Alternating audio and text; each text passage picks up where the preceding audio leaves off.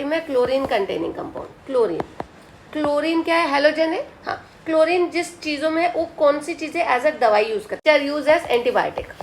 अच्छा, एंटीबायोटिक कौन सा, फॉर एग्जांपल तो क्लोरमफेनिकॉल याद रख लें, क्लोरमफेनिकॉल ये है एक एंटीबायोटिक।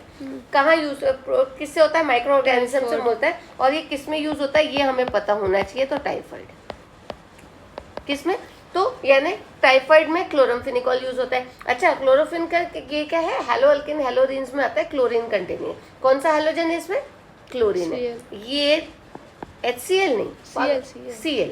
तो तुझे क्लोरीन पता होना चाहिए, तुझे क्लोरमफेनिकॉल पता होना चाहिए, टाइफाइड में यूज होता है पता चाहिए। किसी भी दो चीज को जोड़कर वो क्वेश्चन दे सकते हैं, ठीक है।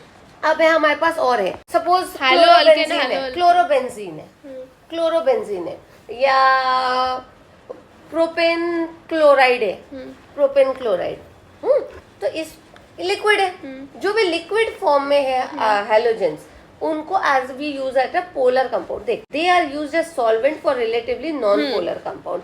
अच्छा, दूसरे टर्म में बताती हूँ, जो चीज को तू डिसॉल्व नहीं कर सकती, सपोज मुझे दवाई बनानी है, अभी जैसे चैप्टर में पढ़ा पैरासिटामोल है, पैरासिटामोल को मैं तुझे पानी में घोलकर नहीं दे सकती, अगर नहीं दे सकती, दिस इज एन एग्जाम्पल। तो मैं, लेकिन मेरे को बच्चों का सिरप बनाना है, तो मैं इथेनॉल में डालती हूँ। वैसे some compounds are used as a solvent. पीने वाली चीज में नहीं तो इंजेक्शन वाली चीज में हम दे सकते हैं, समझ गए। जो चीज में पानी में नहीं घुलता वैसे, जो चीज, हाँ, which can not dissolve in polar solvents, that can be dissolve in. अब तुझे पेंट बनाना है, तो फिर तू क्या यूज करेगी, पानी में तो पेंट नहीं ना, उसको टिके रहना चाहिए, नहीं तो बारिश आएगी धुल जाएगा। तो मुझे ऐसी चीज जो टिकी रहे, तो वैसे इसमें, समझ गए।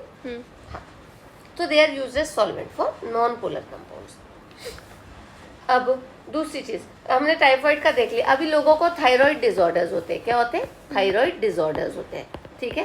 गोइटर वगैरह देखा है हमने, वो क्या होता है, आयोडीन की डेफिशिएंसी से होता है, आयोडीन की डेफिशिएंसी या एक्सेस से होता है, आयोडीन से होता है। तो अब मैं आयोडीन कंटेनिंग कंपाउंड भी, आयोडीन क्या है हेलोजन, ठीक है। तो वो कहाँ यूज होता है, तो देखो वो एक दवाई में है, थायरॉक्सिन, ठीक है। थायरॉक्सिन दवाई कौन सी, तो उसमें आयोडीन होता है।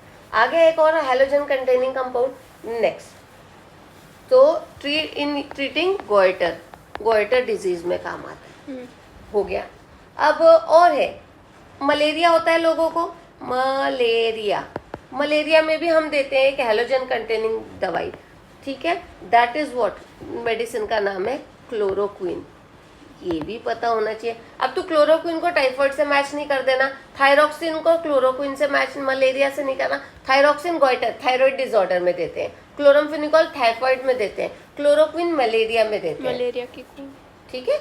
मलेरिया बहुत बार हमको आया। अच्छा, अभी एक चीज और, पेशेंट को सर्जरी करना है, तो मुझे उसको बेहोश करना है, ठीक है। तो मुझे उसको एनेस्थीसिया देना है, तो मैं क्या दूंगी, तो वी गिव हैलोथेन। आ गया देखो, हेलो अल्किन, हैलोथेन इज गिवन, ठीक है।